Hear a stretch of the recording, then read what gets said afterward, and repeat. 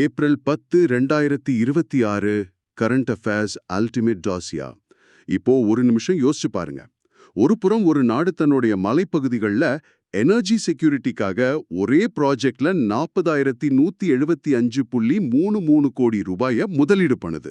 Wow, that's a massive number. Exactly. அதே நேரத்துல அந்த நாட்டோட பெண்கள் கையில ஒரு மிகப்பெரிய ஃபினான்ஷியல் பவர், அதாவது 76 லேக் crore கிரெடிட் போர்ட்ஃபோலியோ உருவாயிட்டு இருக்கு. இதுல எது ஒரு நாட்டோட எதிர்காலத்தை உண்மையாவே தீர்மானிக்க போகுது? கண்டிப்பா இது ஒரு இன்ட்ரெஸ்டிங் கேள்வி. ஏன்னா பேங்கிங், எஸ்எஸ்சி, ரயில்வே, அப்புறம் யூபிஎஸ்சி எக்ஸாம்ஸ்க்கு ப்ரிப்பேர் பண்றவங்களுக்கு இந்த மாதிரியான முரண்பாடுகளை புரிஞ்சுக்கிறது ரொம்ப ரொம்ப முக்கியம். ஆமா, இந்த எபிசோட்ல நாம வெறும் நம்பர்ஸ மனப்பாடம் பண்ண போறதில்ல. ஒவ்வொரு நியூஸ்க்கு பின்னாலேயும் உள்ள மெக்கானிசமை உடைச்சு பார்க்க போறோம். அண்ட் பிஃபோர் வி ஸ்டார்ட், தொடர்ந்து அப்டேட்ஸ் மற்றும் எக்ஸாம் ப்ரிப்பரேஷன்ஸ்க்காக டிஸ்கிரிப்ஷன்ல இருக்கிற டெலிகிராம் சேனல் லிங்கை ஃபாலோ பண்ண மறக்காதீங்க. ரைட். காம்படிட்டிவ் எக்ஸாம்ஸை பொறுத்தவரை கரண்ட் அஃபேர்ஸ் தனித்தனி டேட்டா பாயிண்ட்ஸ் கிடையாது. இது ஒரு இன்டர் கனெக்டட் வெப். ஒரு இடத்துல நடக்கிற பாலிசி டிசிஷன் இன்னொரு இடத்துல மார்க்கெட்டை எப்படி மாத்துது அப்படிங்கறத லாஜிக்கல் அண்டர்ஸ்டாண்ட் பண்றது தான் சக்சஸ்க்கு key. Okay, let's unpack this. Macro எக்கானமில இருந்து ஆரம்பிக்கலாம்.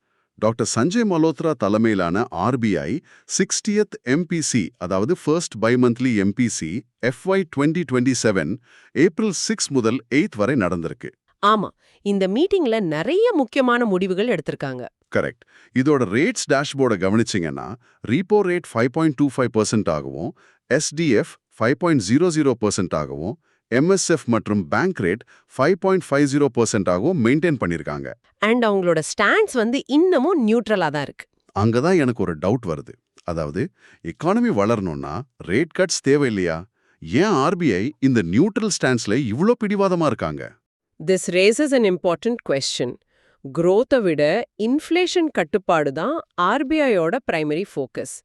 இப்போ இங்க SDF, அதாவது ஸ்டாண்டிங் டெபாசிட் ஃபெசிலிட்டி, அப்புறம் MSF, மார்ஜினல் ஸ்டாண்டிங் ஃபெசிலிட்டி, இது ரெண்டுக்கும் நடுவுல இருக்கிற அந்த பேண்டை கவனிப்பது ரொம்ப அவசியம். ஓ, அந்த காரிடாரை சொல்றீங்களா? ஆமா, வெஸ்ட் ஏஷியா கான்ஃப்ளிக்ட், அப்புறம் ட்ரேட் சப்ளை செயின் டிஸ்ரப்ஷன் எல்லாமே உலக அளவுல ஒரு பதற்றத்தை உருவாக்கியிருக்கு. இந்த அன்சர்டனிட்டியில ரெப்போ ரேட்டை குறைச்சா அது இன்ஃப்ளேஷனை இன்னும் அதிகமாக்கிடும். அதனால தான் லிக்விடிட்டியை உன்னிப்பா கண்காணிச்சு எந்த ஒரு டைரக்ஷன்லயும் முன்கூட்டியே கமிட் பண்ணாம நியூட்ரலா இருக்காங்க. That makes sense. ஆனா இங்கே தான் ஒரு பெரிய முரண்பாடு வருது. ஆர்பிஐ தங்களோட FY 27 ஜிடிபி ஃபோர்காஸ்ட்டை 7.4%ல இருந்து 6.9% டவுன்கிரேட் பண்ணியிருக்காங்க. ரைட். சிபிஐ இன்ஃப்ளேஷன் 4.6% ஆகவும், கோர் இன்ஃப்ளேஷன் 4.4% ஆகவும் ப்ரொஜெக்ட் பண்ணியிருக்காங்க. ஆனா வேர்ல்ட் பேங்கோட சவுத் ஏஷியா எக்கனாமிக், அதாவது SAE அப்டேட் ஏப்ரல் 2026 ரிப்போர்ட்டை பார்த்தீங்கன்னா அவங்க இந்தியாவோட FY 27 ஜிடிபியை 6.3%ல இருந்து 6.6% அப்கிரேட் பண்ணியிருக்காங்க. ஒரு பக்கம் சென்ட்ரல் பேங்க் டவுன்கிரேட் பண்ணுது, மறுபக்கம் குளோபல் பேங்க் அப்கிரேட் பண்ணுது. Exactly. As an exam aspirant நான் இதை எப்படி புரிஞ்சுக்கிறது? இது ஒரு classic case of local perspective versus global comparative analysis. ஆர்பிஐயோட பார்வை முற்றுமுழுதா டொமெஸ்டிக் ரிஸ்க்ஸ் சார்ந்தது. ஓகே. லோக்கல் சப்ளை செயின்ஸ்ல ஏற்படுற டிஸ்ரப்ஷன் எப்படி டொமெஸ்டிக் இன்ஃப்ளேஷனை ஏத்தி டிமாண்டை குறைக்கணும் அவங்க கணக்கிடுறாங்க. அதனால தான் அந்த 6.9% டவுன்கிரேட். ஆனா வேர்ல்ட் பேங்கோட பெர்ஸ்பெக்டிவ் வேற. அவங்க குளோபல் ஸ்கேல்ல மத்த நாடுகளோட ஒப்பிட்டு பார்க்கறாங்க. சோ மத்த நாடுகளை விட நாம பெட்டரா இருக்கோம்னு சொல்றாங்களா? ஆமா, வெளி உலகத்துல எவ்வளவு பிரச்சனைகள் இருந்தாலும் இந்தியாவோட டொமெஸ்டிக் டிமாண்ட் மற்றும் ரெசிலியன்ட் எக்ஸ்போர்ட்ஸ் மத்த டெவலப்மெண்ட் எக்கானமிஸை விட ஸ்ட்ராங்கா இருக்கு. FY 26ல இந்தியாவோட GDP 7.6% ஆயிருக்கும்னு, ஒட்டுமொத்த சவுத் ஏஷியா growth CY 26ல 6.3% குறையும்னு வேர்ல்ட் பேங்க் கணிச்சிருக்காங்க. அதாவது ரீஜனோட ஓவரால் growth சரிஞ்சாலும் நம்ம ரோபஸ்ட் டிமாண்ட் நம்மள காப்பாத்துது. எக்ஸாக்ட்லி. ரீஜனோட growth குறைஞ்சாலும் இந்தியா அதுல ஒரு அவுட் பெர்ஃபார்மரா நிக்குது. Got it. இது தவிர வேர்ல்ட் பேங்க் யூபியோட கிளீன் ஏர் டிரான்சிஷன் ப்ரோக்ராம்காக USD 300 மில்லியன் லோனையும் அப்ரூவ் பண்ணிருக்காங்க இல்லையா? கண்டிப்பா.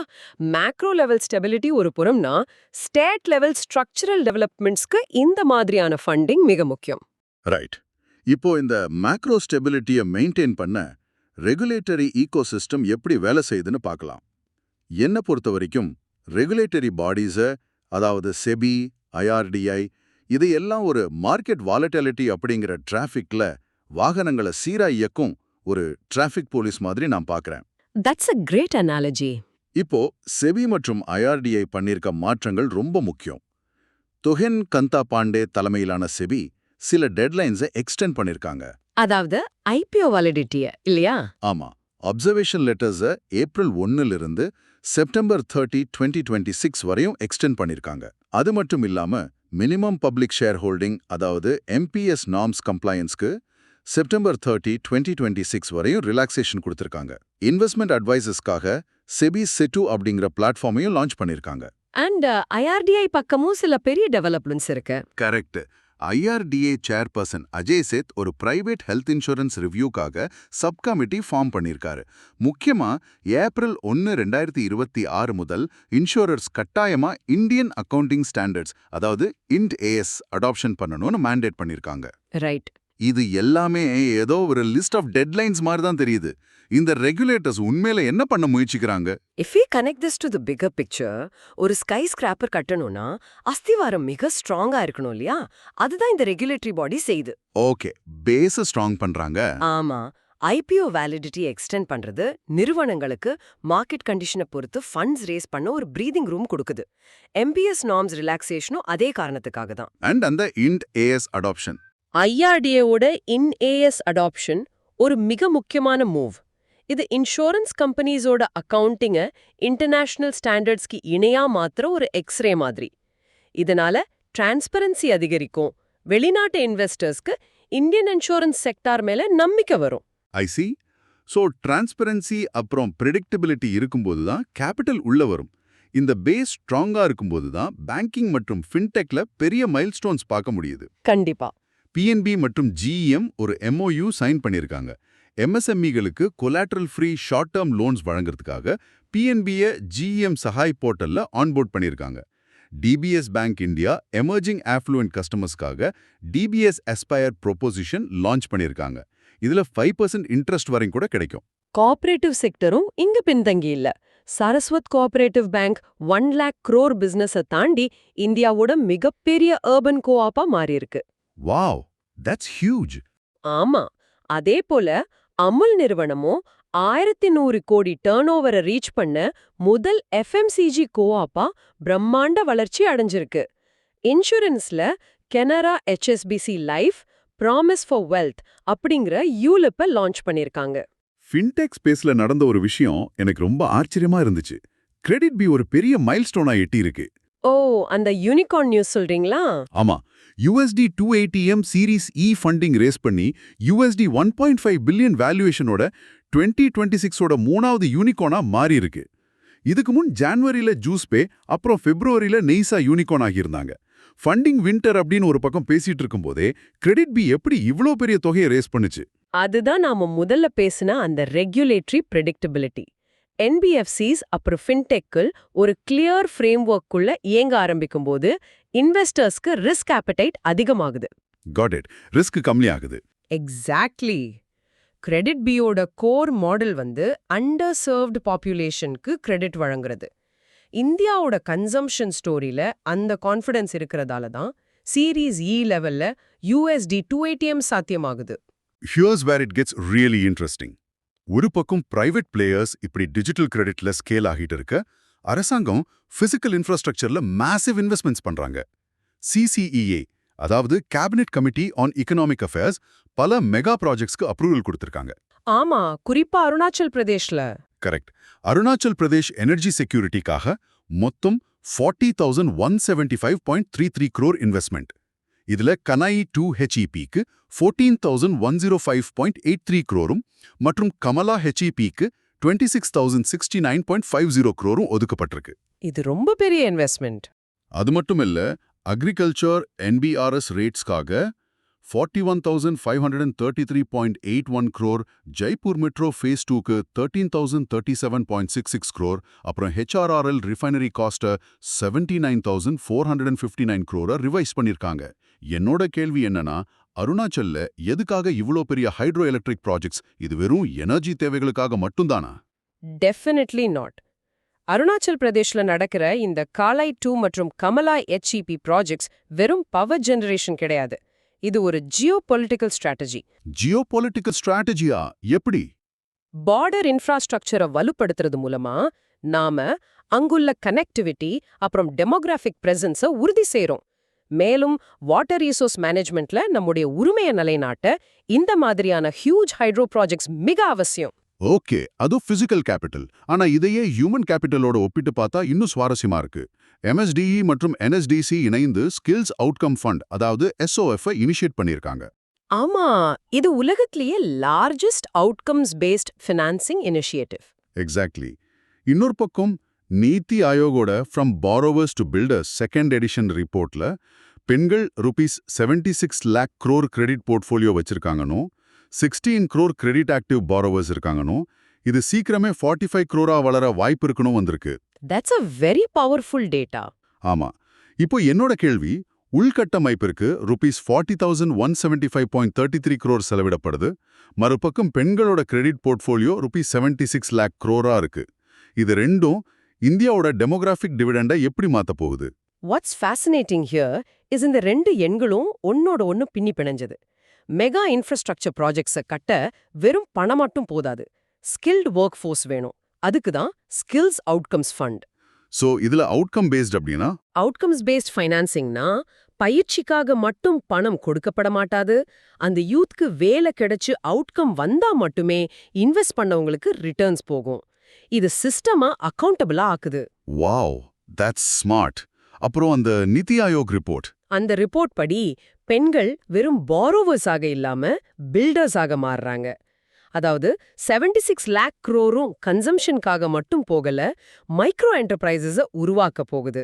இன்ஃப்ராஸ்ட்ரக்சர் மூலம் பிசிக்கல் கேபிட்டலும், SOF மற்றும் விமென் கிரெடிட் மூலம் ஹியூமன் கேபிட்டலும் இணையும் போதுதான் இந்தியாவோட டெமோகிராஃபிக் டிவிடெண்ட் ஒரு நிஜமான எக்கனாமிக் growth-ஆ மாறும். அமேசிங். பிசிக்கல் அண்ட் ஹியூமன் கேபிட்டலோட இன்டர்செக்ஷனை ரொம்ப அழகா எக்ஸ்பிளைன் பண்ணீங்க. இதை தாண்டி இன்னொரு டைமென்ஷன் இருக்கு, அதுதான் கிளைமேட் அண்ட் டெக்னாலஜி. இந்தியா தன்னோட COP33 பிட்டை வாபஸ் வாங்கியிருக்காங்க. இதனால சவுத் கொரியா சோல் பிட்டரா மாறியிருக்காங்க. ரைட், அது ஒரு முக்கியமான டெவலப்மெண்ட். இருந்தாலும் இந்தியா தன்னோட 60% கிளீன் எனர்ஜி இலக்க உறுதியா பிடிச்சிருக்கு. எர்த் சயின்சஸ்ல மிஷன் மௌசம் அனௌன்ஸ் பண்ணிருக்காங்க. அக்ரிகல்ச்சர்ல ICAR-STF அமைக்கப்பட்டிருக்கு. NTPC அப்புறம் EDF ஒரு MOU சைன் பண்ணிருக்காங்க. காப் பிட்ட வாபஸ் வாங்குறது ஒரு ஸ்ட்ராட்டஜிக் ரிட்ரீட்டா இருக்கலாம். உலகளாவிய அரங்கில் ஈவெண்ட் நடத்துற செலவை விட டொமெஸ்டிக் கிளீன் எனர்ஜி டிரான்சிஷன்ல, அதாவது NTPCயோட 149 gigawatt by 2032 டார்கெட் போல ஃபோக்கஸ் பண்றது பிராக்டிக்கல். ட்ரூ. இப்போ ஸ்டேட் லெவல் இன்னோவேஷன்ஸை பார்த்தா இன்னும் நிறைய விஷயங்கள் நடக்குது. எலெக்ஷன் கமிஷன் புதுச்சேரியில நிலா அப்படிங்கிற ஒரு ஹியூமனாய்ட் ரோபோட்டை டிப்ளாய் பண்ணிருக்காங்க. ஓ, அந்த ரோபோ மிரர் டெவலப் பண்ண ரோபோட் தானே? கரெக்ட். கோவம்பத்தூரை சேர்ந்த ரோபோ மிரர் தான் இதை டெவலப் பண்ணிருக்காங்க. அப்புறம் மத்திய பிரதேஷ்ல போபால் RPO முறையா பிரெயில் மற்றும் சைன் லாங்குவேஜ் சர்வீசஸை அறிமுகப்படுத்தியிருக்கு. மேலும் 2026 இயர் ஆஃப் அக்ரிகல்ச்சர் என அறிவிச்சிருக்காங்க. அண்ட் தெலங்கானாலையும் ஒரு முக்கியமான ஹெல்த் கேர் டெவலப்மெண்ட் நடந்திருக்கு. ஆமா, தெலங்கானால கேன்சரை ஒரு நோட்டிஃபையபிள் டிசீஸ் ஆக மாத்திருக்காங்க. அப்புறம் பாரத் ஃபியூச்சர் சிட்டிக்காக பார்ட்னர் ஆயிருக்காங்க. UPல Noida international airport phase 1 11,200 crore இன்வெஸ்ட்மெண்ட்ல இனாகிரேட் செய்யப்பட்டிருக்கு. ஆனா எனக்கு என்ன டவுட்னா, தெலங்கானா ஏன் கேன்சரை நோட்டிஃபையபிள் டிசீஸா மாத்தணும்? இது ரொம்ப முக்கியமான step. Notifiable டிசீஸ்னா private R public எந்த மருத்துவமனையா இருந்தாலும் ஒரு கேன்சர் பேஷண்ட்டை டயக்னோஸ் பண்ணா உடனே கவர்மெண்ட் ரெஜிஸ்ட்ரிக்கு ரிப்போர்ட் பண்ணணும். ஓ, சோ டேட்டா கலெக்ஷனுக்காக. எக்ஸாக்ட்லி. இது துல்லியமான டேட்டாவை உருவாக்கும். டேட்டா இருந்தாதான் target oriented health care policies மற்றும் ஃபண்டிங்கை கொண்டு வர முடியும். குளோபல் ஃபோரால இந்தியாவோட ஃபுட் பிரிண்ட் அதிகமாகிட்டே போகுது. UN ECOSOC எலெக்ஷன்ஸ்ல இந்தியா 3 அமைப்புகளுக்கு தேர்ந்தெடுக்கப்பட்டிருக்கு. அது எந்தெந்த பாடிஸ்னு சொல்ல முடியுமா? கண்டிப்பா.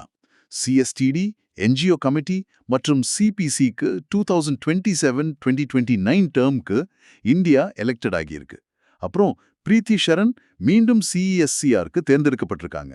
குளோபல் லீடர்ஷிப்ல வியட்நாம்ல டோ லாம் பிரசிடென்டாகவும் லே மிங் ஹங் பிரைம் மினிஸ்டராகவும் பதவியேற்றிருக்காங்க. பிம்டெக் ஹெர்மஸ் டயலாக் 6.0 டீம் லீ ப்ரூம் வென்றிருக்காங்க. இவங்க IIM ரோத்தக்க சேர்ந்தவங்க.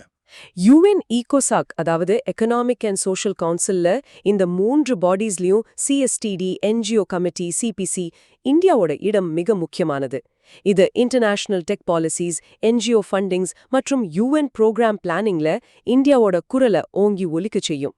காம்படிட்டிவ் எக்ஸாம்ஸ்ல இந்த பாடிஸோட பெயர்கள் நிச்சயமா கேட்கப்படும். Right. Now, let's shift focus to strategic defense, leadership, visionaries and important days. Defense-ல exercise Cyclone 4, இந்தியா மற்றும் ஈஜிப்ட் இடையே ஏப்ரல் 9 to 2026 வரை ஆன்ஷியஸ்ல நடக்குது. இது ஒரு special forces exercise. And maritime பேக்ட்லும் டெவலப்மெண்ட் இருக்கு. ஆமா, மேரிடைம் பேக்ட்ல டிசிஐ மற்றும் கொலம்போ டாக்யார்ட் இணைந்து செயல்பட உள்ளாங்க. சென்ட்ரல் ஏசியா ரீபோஸ்டிங்ல ஒரு முக்கியமான செய்தி வந்திருக்கு. தஜிகிஸ்தான்ல உள்ள ஐனி ஏர்பேஸ்ல இருந்து இந்தியாவோட விட்ரால் பப்ளிக் ஆயிருக்கு. ஏதோ ஒரு ஸ்ட்ராட்டஜிக் ரீசன்ஸ்க்காக விட்ரா பண்ணிருக்காங்கன்னு நினைக்கிறேன். லீடர்ஷிப் அப்பாயின்ட்மெண்ட்ஸ் பத்தியும் நியூஸ் இருக்கு இல்லையா? கரெக்ட். யூபி பிரவீன் ராவ் புதிய சேர்பர்சன் ஆஃப் நாஸ்காம் ஃபவுண்டேஷனா அப்பாயிண்ட் ஆயிருக்காரு. அப்புறம் பார்லிமெண்ட்ல ஒரு ஹிஸ்டாரிக் மூமெண்ட் நடந்திருக்கு. மெனாகா குருஸ்வாமி இந்தியாவோட முதல் ஓப்பன்லி குயர் எம்பியா ராஜ்யசபால பதவியேற்றிருக்காங்க. இவங்க டிஎம்சியை சார்ந்தவங்க. So, what does this all mean? மெனாகா குருஸ்வாமியோட வரலாற்று சிறப்புமிக்க பதவியேற்பு காம்படிட்டிவ் எக்ஸாம்ல பாலிட்டி மற்றும் கரண்ட் அஃபேர்ஸ்க்கு ஏன் இவ்வளவு முக்கியம்? This is crucial for UPSC and state PSC exams. மெனாகா Guruswamy வெறும் ஒரு எம்பி மட்டும் இல்ல, அவங்க ஒரு சீனியர் அட்வொகேட். 2018ல ஹோமோசெக்சுவாலிட்டியை டீக்ரிமினலைஸ் செஞ்ச Navtej Singh Johar versus union of India வழக்குல மிக முக்கிய பங்கு வகிச்சவங்க. ஆமா, அது ரொம்ப ஃபேமஸான கேஸ். கண்டிப்பா. பாலிட்டியை பொறுத்தவரை article 14 right to equality, article 15 no discrimination மற்றும் article 21 right to life and personal liberty ஆகிய ஃபண்டமெண்டல் ரைட்ஸோட செக்ஷன் 377 லிங்க் பண்ணி கேள்விகள் வரலாம். பார்லிமெண்ட்ல டைவர்சிட்டி அண்ட் ரெப்ரசன்டேஷன் அப்படிங்கிற கோணத்துல இது ஒரு மிகப்பெரிய லேண்ட்மார்க். நைஸ். விஷனரிஸை நினைவு கூறும் வகையில ஜிம் விட்டிகர், அதாவது மவுண்ட் எவரெஸ்ட சமிட் செஞ்ச ஃபர்ஸ்ட் அமெரிக்கன், மற்றும் மோசினா கிட்வாய், இவங்க இந்திரா அண்ட் ராஜீவ் கேபினெட்ஸ்ல சர்வ்ட் இன் 4 பாடிஸ். இவங்களோட மறைவு செய்திகள் வந்திருக்கு. அண்ட் இம்பார்ட்டன்ட் டேஸும் நிறைய இருக்கு இந்த வாரத்துல. ஆமா, ஏப்ரல் 8 இன்டர்நேஷனல் ரொமானி டே, ஏப்ரல் 9 61st சிஆர்பிஎஃப் வேலர் டே, அதாவது ஷௌர்யா திவஸ். 1965 பேட்டில்ல 34 பாக் சோல்ஜர்ஸை வீழ்த்தி 6 சிஆர்பிஎஃப் பர்சனல் சாக்ரிஃபைஸ் செஞ்ச நாள். ஏப்ரல் 10 வேர்ல்ட் ஹோமியோபதி டே, இது சாமுவல் ஹானமனோட பிறப்பு குறிக்குது. மேலும் ஏப்ரல் 10 நேஷனல் சிப்லிங்ஸ் டே ஆவும் அனுசரிக்கப்படுது. எக்ஸாம்ஸ்ல இம்பார்ட்டன்ட் டேஸ அதோட ஹிஸ்டாரிக்கல் கான்டெக்ஸ்டோட சேர்த்து படிக்கிறது தான் புத்திசாலித்தனம். உதாரணமா ஷௌர்யா திவஸோட பின்னணியில் உள்ள அந்த 1965 battle of Sardar post in Rann of Kutch வரலாறு மிக முக்கியம். பர்ஃபெக்ட். இப்போ நாம இந்த டீப் டைவோட இறுதி பகுதிக்கு வந்துட்டோம். Let's do a quick mental check. இதுவரை டிஸ்கஸ் பண்ணதை ஒரு கான்வர்சேஷனல் ரீகேப் செஞ்சிடலாம். நான் ஃபேக்ட்ஸை கேட்குறேன், நீங்க அதற்கான கீ டேர்ம்ஸை சொல்லுங்க. ரெடி? I am ready. கேளுங்க. ஃபர்ஸ்ட், அந்த ஆர்பிஐ டவுன்கிரேட் லோக்கல் ஃபேக்டர்ஸை வச்சு ப்ரொஜெக்ட் பண்ணிய ரிவைஸ்ட் FY27 ஜிடிபி ஃபிகர் என்ன? அப்புறம் ரீப்போ ரேட் என்ன? ரிவைஸ்ட் ஜிடிபி ஃபோகாஸ்ட் வந்து 6.9% and the current repo rate is 5.25%. Right. Second, அருணாச்சல்ல சிசிஏ அப்ரூவ் செஞ்ச அந்த 2 மேசிவ் ஹைட்ரோ ப்ராஜெக்ட்ஸ் கிட்டத்தட்ட ₹175 crore மதிப்புலான ப்ராஜெக்ட்ஸ். அது கலாய் 2 HEP மற்றும் கமலா HEP. கரெக்ட். மூணாவது, இளைஞர்களுக்கு ஸ்கில் ட்ரைனிங் வழங்கி வேலை கிடைச்சா மட்டுமே இன்வெஸ்டர்ஸ்க்கு பே அவுட் போற அந்த ஃபினான்ஷியல் மாடல் என்ன? அது ஸ்கில்ஸ் அவுட்கம்ஸ் ஃபண்ட், அதாவது SOF. இது அவுட்கம்ஸ் பேஸ்ட் ஃபைனான்சிங் அல்லது பிளெண்டட் ஃபைனான்ஸ் மாடலை பயன்படுத்துது. Spot on. நாலாவது, யுஎன் ஈகோசாக்ல 2027 டேர்ம்காக இந்தியா எலெக்டட் ஆகியுள்ள அந்த 3 பாடிஸ். CSTD, என்ஜிஓ கமிட்டி மற்றும் NCPC. Perfect.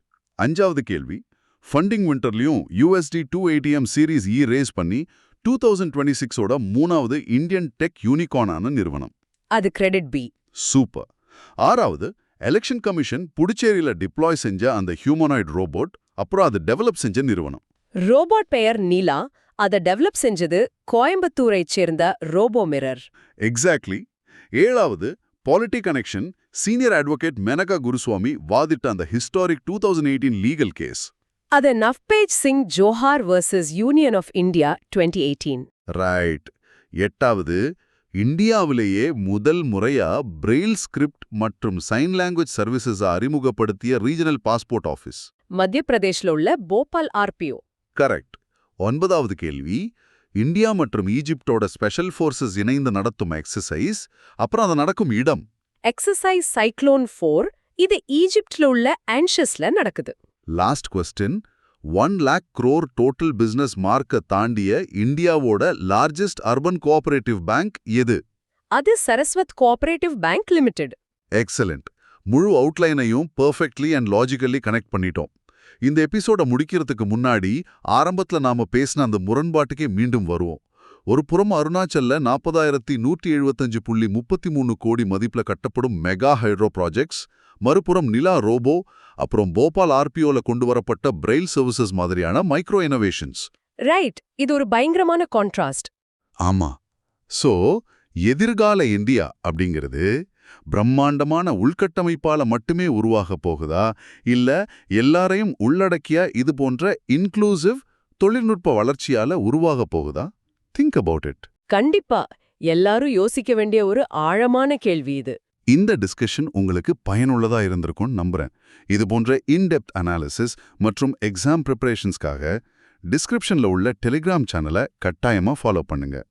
Keep questioning, keep அனாலிசைசிங்.